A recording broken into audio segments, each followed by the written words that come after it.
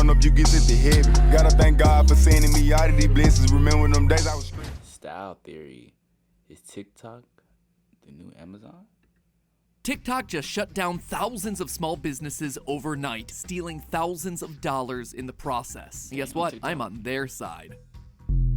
Hello, Internet. Welcome to Style Theory, your one-stop tea shop. Spilling the tea on all your favorite brands, that is. Speaking of big brands doing big bads, you might have missed the huge news that's shaking up another platform right now. YouTube Shorts' older, more successful brother, TikTok. Here's the TLDR version of what's going down. Back in November, right before the Black Friday rush, thousands of small business owners using TikTok Shop to sell their products woke up to find that their accounts had either been shut down or suspended overnight. I woke up this morning to my TikTok Shop being deactivated. Last night, my shop was one of the thousands that TikTok shut down. TikTok said I was a copycat and they shut down my shop.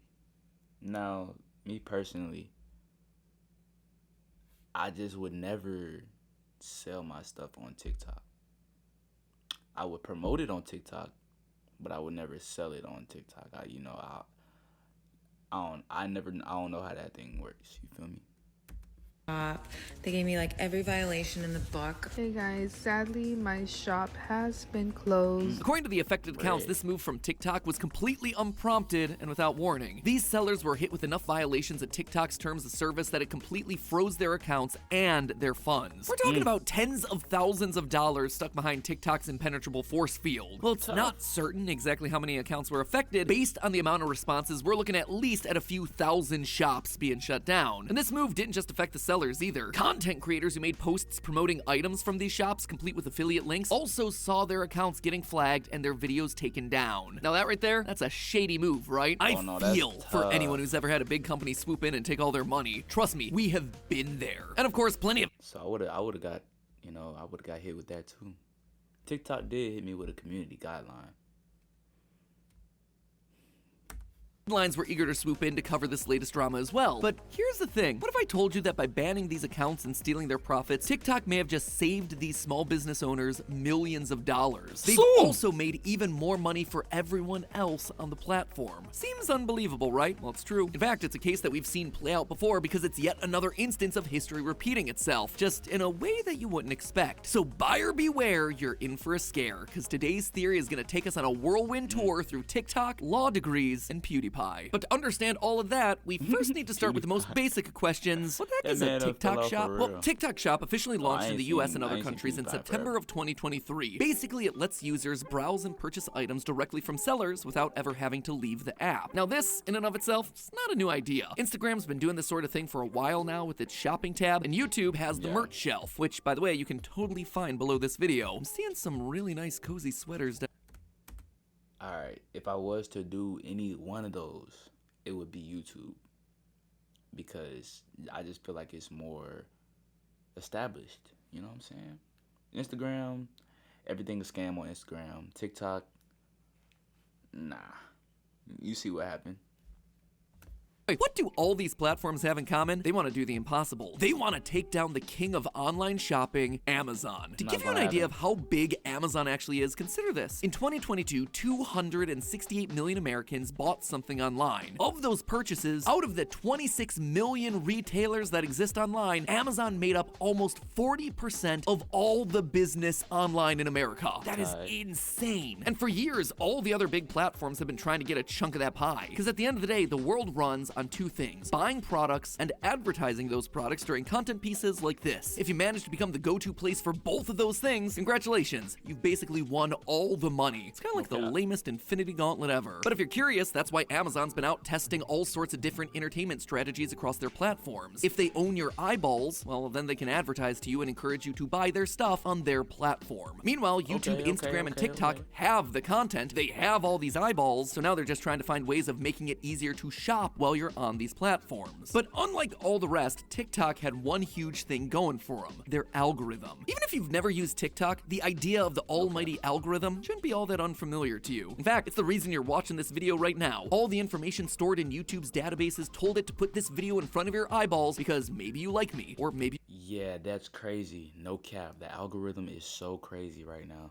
So you know what we're gonna do? We're gonna algorithm this. Check this out. Check this out, gang.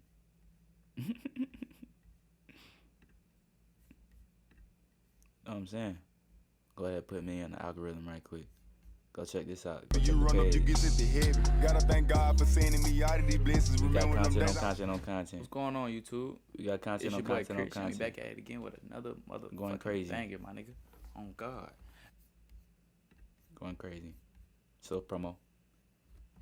My theories, or maybe you like TikTok drama. Whatever the reason, while you're here, you should probably subscribe, since while YouTube's algorithm is good at delivering you content that you like, TikTok's is just a wee bit better. Or it's better at what it's designed to do, which is to get you addicted. Basically, one of the algorithm's secret sauces is hyperfixation. Ask anyone what's trending on the app, and you'll likely get a different answer from everyone. And that's because TikTok's built its platform on curating your user experience to be unique to you and your interests. Click on What's one on cute your dog video, TikTok? suddenly your entire For You page is nothing but animals doing funny things for days, weeks, months. And while this level of content funneling can be horrible from a creator standpoint, makes getting discovered and I love breaking cat out to new videos. audiences super tough, it also means that the majority of the content that you're seeing is likely something that you're going to want to engage with. Then, once you sprinkle a little bit of product placement onto that, oh boy, does that combination pack a punch. Since launching in September, TikTok's reportedly earning between $4 and $7 million a day via the shop. For such a new platform, you gotta admit, that is impressive. Now, when you compare it to Amazon, which makes an estimated $2.9 billion, that's billion with a B, $billion a day, yeah, TikTok is still small potatoes, but TikTok's working with a secret weapon, the users. Because while Amazon struggled to combine the social aspect with its shopping, TikTok is way ahead of the game. People want to be there. Going to Amazon, yeah, it's a necessity. Going to TikTok, though, it's a choice. And so when you see a cool trending product or a really fun ad, you're much more ready to buy at the tap of the screen. You're not just there to buy the groceries, you're there to have fun. And having some retail therapy, some impulse purchases, in the moment, yeah, it feels great. Thus, TikTok Shop exploded onto the scene. There was just one teeny tiny problem with that. TikTok, with its 1.6 billion users, it wasn't ready. But before we get to that, let's just focus a minute on that impulse spending thing. Whether it's on TikTok Shop or just some extra presence here and there at the stores, I think we're all a little bit guilty of doing some extra retail therapy during the holidays. Enter our sponsor for today's episode, Rocket Money. Rocket Money is the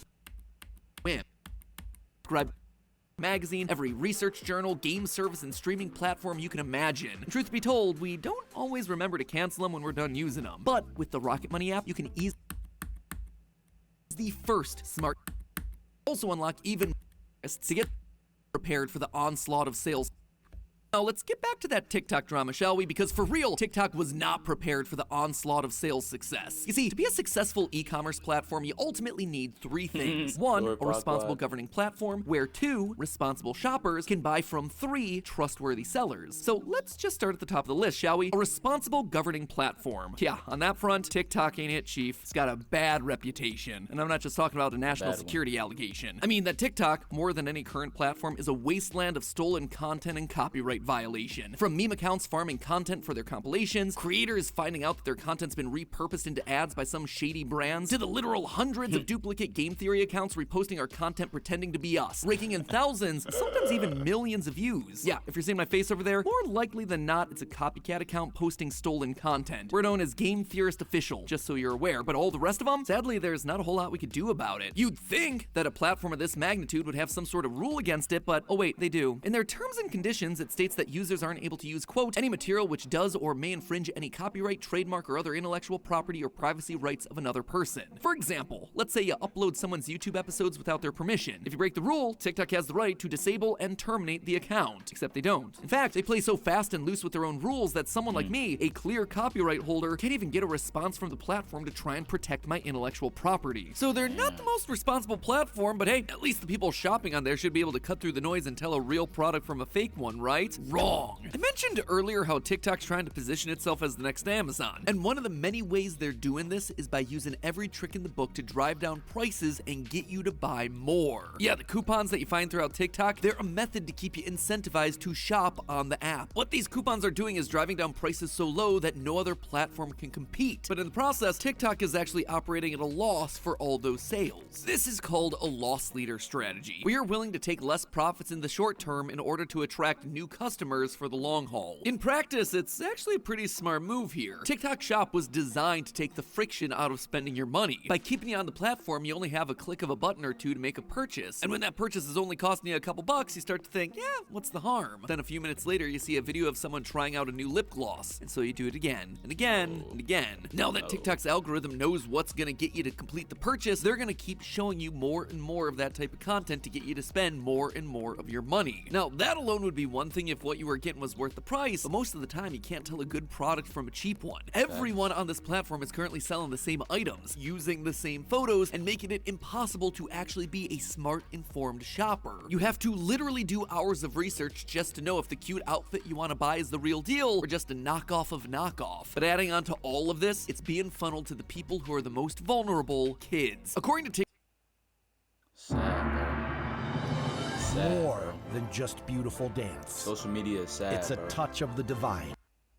According to TikTok's own data, 60% of their users are Gen Z, ages 11 to 26, who despite being the first generation to grow up completely online, are falling victim to online scams more frequently than their parents, thereby Can't go making for them a it. prime target for our final player in this little game here. Theorists, it's time to talk about the elephant in the room, the trustworthy sellers. So we've got ourselves a bunch of young shoppers searching on an irresponsible platform that's desperate to do anything to make it grow. Making matters worse though, TikTok Shop is an open marketplace, which means literally anyone and everyone can sell their goods there. And once you do that, you suddenly leave the door open for bad actor sellers, which have been everywhere on TikTok Shop since launch. Sure, there are plenty of good sellers out there using TikTok Shop in a completely legal way to help sell their products, but there's also hundreds of less legitimate businesses that are figuring out the best ways possible to separate you from your hard-earned dollar. Which brings us then to the droppers, the dupers, and the copiers. When you see 12 different people advertising the same crisscross chair across 12 different shops, you're likely dealing with a thing called drop shipping. Drop shipping is just a business term for not keeping products in stock at your own facility and instead using a third-party fulfillment center. Let's say that I'm selling candy bars online, but you know what? I'm not making the candy bars. I want to get a supplier to make those candy bars and also ship them for me. Once I make a sale, I send that information off to my supplier to do both of those things. This honestly has itself a lot of cost and time benefits for me. It means suddenly I don't need to rent space to house any products. I don't have to deal with packaging or labeling. I don't have to deal with lines at the post office. It is great across the board for my business because honestly, I don't really have that much of a business. I'm just a glorified middleman. I'm selling other people's goods and billing them as my own. But as you might expect, this sort of system opens itself up to a lot of exploitation. For instance, a seller might buy items wholesale. They may head to places like AliExpress where they can find items super cheap and then just resell them on a different website for a higher price in order to generate some profit. What's the problem with that? Well, it means that the quality of the items that you're buying on this website can vary wildly. As a result, customers may end up spending top dollars on poorly made items. Or worse, may end up spending money on items that never arrive because the business just disappears overnight.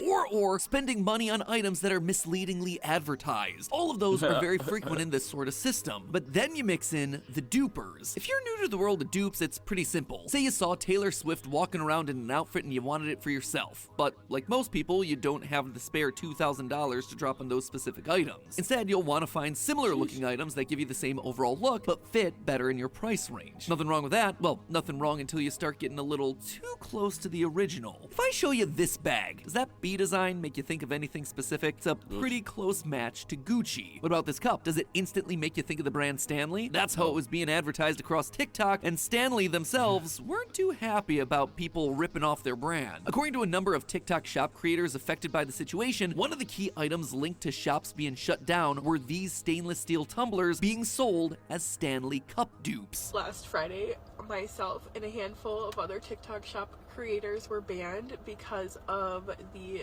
40-ounce stainless steel Stop selling the tumbler, fakes. the one that everyone calls the Stanley dupes, because we use the words Stanley and dupe, which I now know we cannot do. I'm gonna stop you right there because Stanley is a trademarked name, meaning that it's owned by a brand. You're already setting yourself up for trouble by using it as a part of your business. A lot of the words that we use every day, from Band-Aid to Kleenex, are trademarked brand names. By using them anywhere in your marketing marketing, you are breaking the law and leaving your business vulnerable to potential legal consequences, like, you know, getting your TikTok shop shut down. But even if you were smart enough to not be using a trademarked name in your marketing, there's another issue that needs to be addressed here. You see, while clothing is very difficult to patent, which we've talked about in a previous episode, items have themselves a lot more rules, even down to the shape. This is called trade dress. This is where a company owns the commercial look and feel of their product. When it comes to these Stanley Cups, that iconic shape, from the location of the square handle, the thickness of the rim, the very specific shape of the tumbler itself, it's all part of what makes an item make you think of that brand. That means that even if your item isn't a blatant ripoff that would infringe on a design patent, you can still get in trouble if your product is so close to the original that people would reasonably think that it was made by the actual brand. Speaking of knockoffs though, some of these even went a step further, just selling full-on fakes. Watch this before you order a Stanley Cup from the TikTok shop.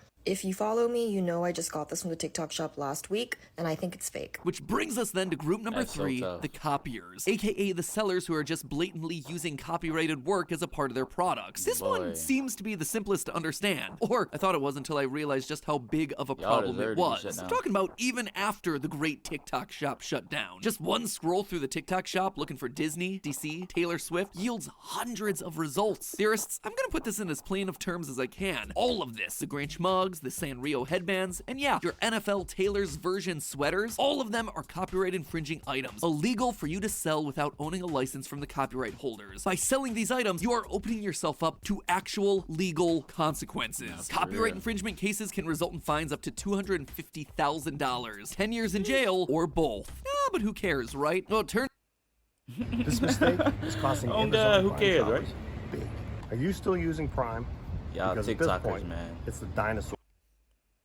Turns out the answer is, surprisingly enough, TikTok. See, TikTok is going through some growing pains, ones that could ruin the platform if it doesn't act fast. Because while letting people do whatever the heck they want with no consequence can make you feel like the cool platform, the fun platform, it can also get your platform and you sued. And while TikTok may be willing to sacrifice a few dollars to get you shopping, they're not going to be risking a very expensive losing battle against the likes of Disney. So instead, they had to do something new. They had to think radically. They had to enforce their own terms of service for the first time ever, which meant shutting down hundreds of TikTok shops. Looking back, it's something that everyone should have seen coming because we've all seen this before. We've seen it happen right here on YouTube. Let's just take a little stroll down memory lane to 2017, shall we? Vine had just shut down, TikTok was the sound your clock made, and YouTube was on the edge of an adpocalypse. PewDiePie, biggest channel on the platform, suddenly releases some questionable videos, which got advertisers panicking about their ads running on potentially unsafe content. Ads suddenly started getting pulled left and right. So, to save their platform, YouTube had to make some sweeping changes, and they had to make those changes fast. They had to show that their platform was going to be a safe place for advertisers. And to do that quickly before the bottom dropped out, they had to make some big swings, ones that are still affecting the platform today. And thus, the yellow demonetization button hit it big. This thing was everywhere, and it was on everything. Did you want to cover the news? Demonetized. Want to talk about the scientific properties of champagne? Bye-bye ads. You have no idea how many video ideas never got made because we were worried YouTube would consider them unsafe for advertisers. For months, it seemed like every video on every topic was getting yellow buttoned as the system overcorrected itself. Over time, it learned. It got more accurate. It evened itself out. But not before a sweeping change to the platform took a bite out of everyone's monetization for the better part of a couple months. Fast forward a bit and suddenly Elsagate became the end of kids content as we knew it. Because of a few bad actors making Elsa and Spider-Man do questionable things, YouTube had to make new policies for children's content. Then there was COPYCATS, where concerns around the data tracking of children nearly brought down not just YouTube, but the internet as a whole. Once again, YouTube had to find a way to navigate this impossible situation, finding solutions that were best for the platform to survive, but not necessarily individual creators. Now you have to check a box saying not made for kids every time you upload a video. Why? Because it makes you responsible for what you're uploading. If you lie and get caught, well, that's coming back to you, not to YouTube. In all honesty, all these policy changes make our job a lot more difficult. It can be stifling to creativity, but you can't really blame YouTube for it. They're just doing their job and trying to make the platform as safe and profitable as they can, because not only does their success rely on that, but so do all the creator-built businesses that are using their platform to exist. Sure, it sucks as a platform overcorrects and hurts you in the short term, but it's all a play for the long-term stability of this place that's hopefully providing a lot of people their livelihoods for a long time. And that is exactly what the TikTok shutdown was. Don't get me wrong, there were better ways that TikTok should have handled this situation. plan, ones that may have kept legitimate small businesses from getting caught in the crossfire. This is the stuff that they said is in copyright violation, and for the past 10 years, I've owned the copyright and the trademark for all of this stuff. In an ideal world, these creators would have been able to appeal their violations, get their shops reopened quickly in order to access their funds that much more easily. But since TikTok refused to enforce its policies since the beginning, it's now forced to play catch-up. They can't just operate on their own terms anymore. They're now playing with the big kids, the Instagrams, the Facebooks, the YouTubes, and all the legal expectations that come with being a large, successful platform. And the truth is, this is just the beginning. I foresee a lot more of this happening to TikTok in the near future. With the rise of AI concerns, how rampant it's being used in filters right now, the need for better systems for dealing with content theft, and bigger still, the fact that there are still hundreds of thousands of sellers still up that are breaking the same rules even after this massive shutdown. It's not just TikTok that's gonna have to grow up and learn to own up to their mistakes. It's the people who are using the app as well. Don't get me wrong, it is gonna be a tough couple of years for a lot of the creators and small business owners on that platform as the system learns to adult correctly. Believe me, all of us here on Team Theorist, we've been doing this a long time, and we're still here. But being a creator means learning and adapting to the platform that you're using to run your business, and also demanding that they do better when they mess up. TikTok, yeah, they're gonna mess up a lot over the next couple years. But thanks to this initial TikTok shop shutdown, now everyone is paying closer attention to what moves they're making, and they're now ready to hold them accountable as a responsible platform. YouTube went through its adulting phase. It's time for TikTok to do the same. Yeah, but TikTok, hey,